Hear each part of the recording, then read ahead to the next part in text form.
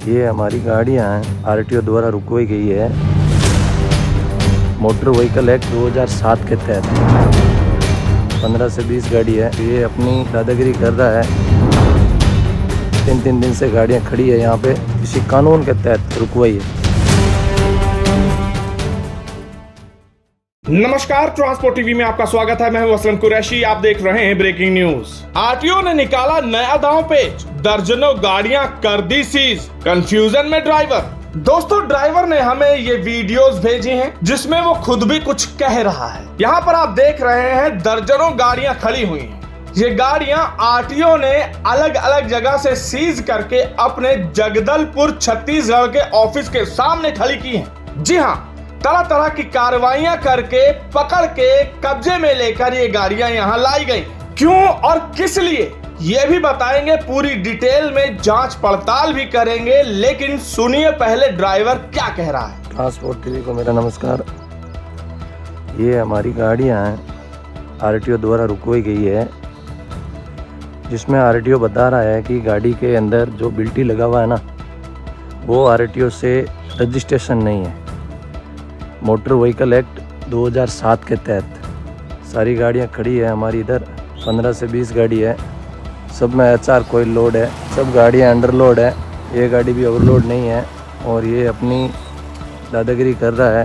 3 दिन से गाड़ियां खड़ी है यहाँ पे और वो बता रहा है कि तुम्हारा जो ट्रांसपोर्टर है ना, जिसका बुकिंग है, वो आरटीओ से रजिस्ट्रेशन नहीं है। सब गाड़ियाँ यहाँ पे खड़ी है।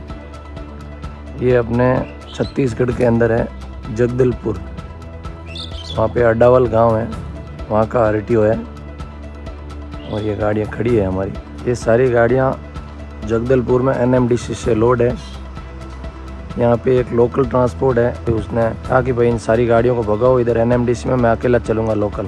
और उसने आरटीओ में शिकायत करके हमारी ये गाड़ियाँ किसी कानून के तहत रुकवाई है, ताकि वो सोच रहा है कि मैं अकेला चलूँ NMDC की। इधर आरटीओ साहब मिस्टर खान साहब हैं, उन्होंने कहा भाई मेरे हाथ में कुछ नहीं है, मेरे हाथ बंधे हुए हैं, मुझे ऊपर से ऑर्डर है, आपको जो भी करना है आप रायपुर जाके समझौता करो। 3 दिन से हमारी गाड़ियाँ खड़ी है। दोस्तों, 14 मई की ये घटना है। ड्राइवर जिन्होंने हमें ये वीडियो भेजी, उन्होंने बताया कि नगरनार स्टील प्लांट छत्तीसगढ़ से हैदराबाद के लिए निकले थे। कॉइल लोड किया हुआ था, उन्हें आरटीओ ने रुकवा लिया और उसके बाद उनका चालान कर दिया गया है। चालान की रसीद आप स्क्रीन पर देखिए। अब जो ड्राइवर ने बोला वो तो आपने सुन ही लिया होगा कि क्या क्या हुआ उनके साथ। उनकी गाड़ियां रुकवा ली गई हैं और रोड कैरिज एक्ट 2007 के तहत चालान कर दिया गया है और कई तरह की MV एक्ट की धाराएं भी लगाई हैं। लेकिन अब ड्राइवर का सवाल यह है कि ये रोड कैरिज एक्ट 2007 ये है क्या? ना उन्होंने इससे पहले कभी सुना, ना कभी महसूस किया। वहां जितने भी ड्राइवर खड़े थे, किसी को ये नहीं मालूम कि ये क्या नई धारा आ गई। सब परेशान हो गए। अब इस धारा के तहत जो सेक्शन लगाया गया है 3, वो देखिए आप, चालान पर लिखा गया है। ड्राइवर लोग परेशान हुए, ट्रांसपोर्टर परेशान हुए, किसी को कुछ समझ में नहीं आया। ड्राइवर कह भी रहा है कि आरटीओ ने बताया कि इस धारा के तहत जो गाड़ियां लोड करवाने वाले हैं, उनका आरटीओ से रजिस्ट्रेशन होना बहुत जरूरी है। अब ये क्या बात है? इस बात को लेकर सभी कंफ्यूज हो गए। ये मामला हम तक पहुंचा। हमने भी जैसे तैसे जांच पड़ताल करनी चाहिए कि ये रोड कैरिज एक्ट 2007, इसे तो हमने बहुत पहले कवर भी किया है, लेकिन कहीं इस्तेमाल होते हुए नहीं सुना। आज तक किसी ने ये एक्ट नहीं लगाया। फिर जैसे तैसे हमारी नजर इस सेक्शन 3 पर पहुंची। अब ये सेक्शन 3 क्या है, इसके लिए हम आरटीओ तक पहुंचने की कोशिश कर रहे थे। और हाँ दोस्तों, ट्रांसपोर्ट टीवी का नाम लेकर बीमा करवाएं और बढ़िया डिस्काउंट पाएं। अपने दोस्तों को भी रेफर करें।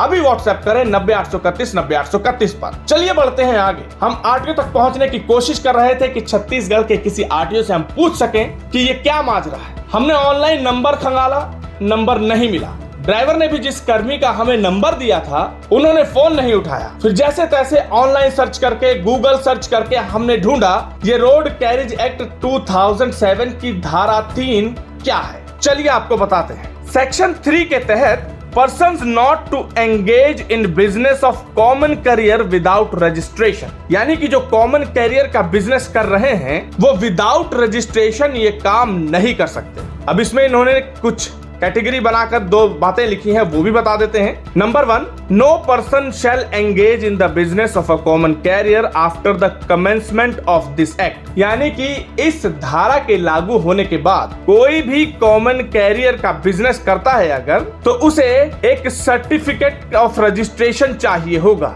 ये आगे लिखा है unless he has been granted a certificate of registration, यानी कि जब तक उसके पास सर्टिफिकेट ऑफ रजिस्ट्रेशन नहीं है, कॉमन कैरियर का बिजनेस वो नहीं कर सकता। अब आगे दूसरे पॉइंट पे इन्होंने लिखा है any person who is engaged whether wholly और पार्टली, यानी कि कोई भी व्यक्ति जो इसमें एंगेज्ड है, चाहे वो पूरी तरह से है चाहे वो पार्टली यानी टेम्परेरी कर रहा हो, इन the business of a common career immediately before the commencement of this act, यानी कि इमीडिएटली तुरंत इस एक्ट के लागू हो जाने के बाद कॉमन कैरियर का बिजनेस जो भी कर रहा है वो apply for a registration within 90 days from the date of such commencement, यानी कि रजिस्ट्रेशन के लिए अप्लाई करेगा 90 दिनों के अंदर अंदर इस धारा के शुरुआत हो जाने के बाद। और अगला पॉइंट है कि cease to engage in such business on the expiry of 180 days from the date of such commencement unless he has applied for a registration and the certificate of registration has been granted by the registering authority. और ये भी लिखा है कि इस तरह के business को तुरंत रोक देगा